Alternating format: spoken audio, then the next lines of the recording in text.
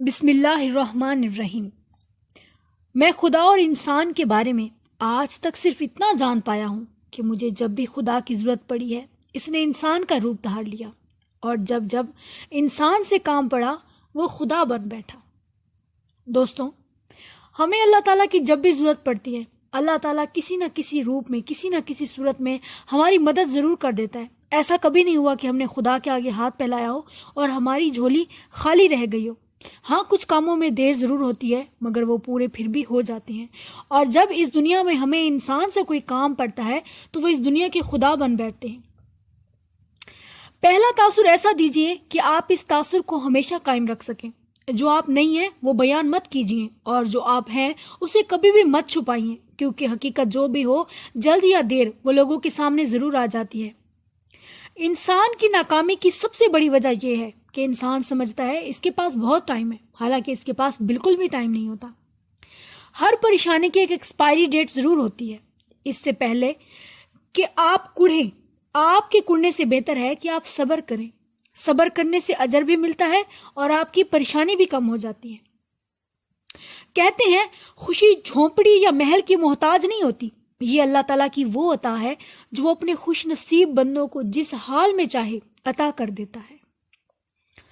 सबसे बड़ी बेवकूफ़ी ये है कि इंसान अपनी दुनियावी मकसद का तयन किसी दूसरे इंसान की ज़िंदगी से मुवाजना करके तय करता है, हालांकि ऐसा नहीं होता।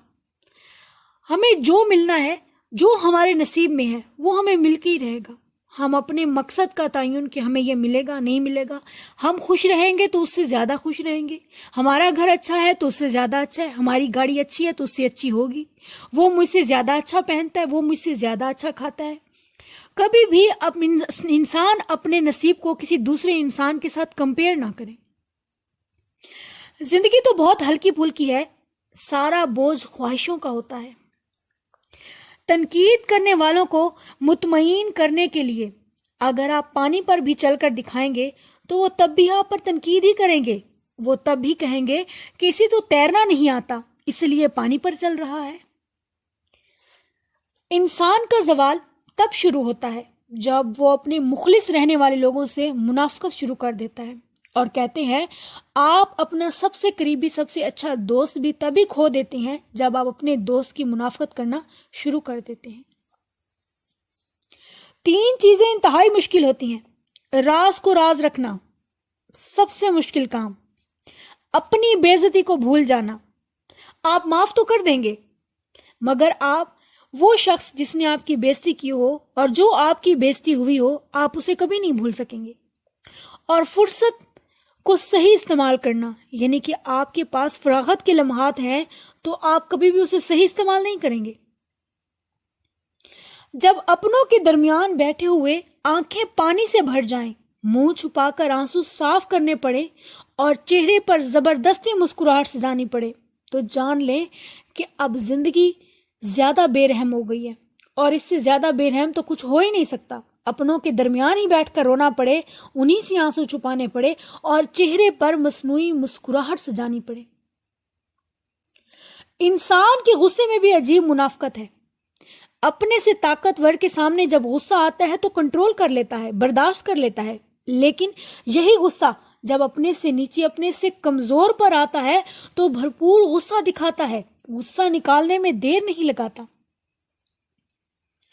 दुनिया में सबसे खतरनाक और सबसे बुज़दिल इंसान वो होते हैं जो आपके पीछे आपकी बुराई करते हैं और आपके सामने, आपके मुंह पे आपकी खुशामद करते हैं।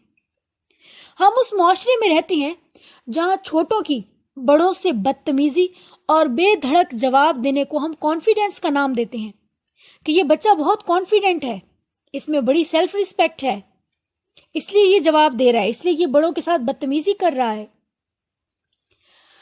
तनकीद के लिए कहते हैं 2 छटाक जबान काफी होती है, मगर बर्दाश्त के लिए हाथी जितना दिल और शेर जैसा हौसला चाहिए होता है।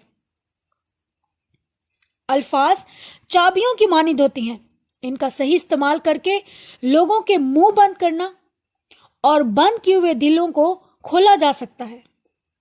सिर्फ अच्छे अल्फाज होने चाहिए आपके पास।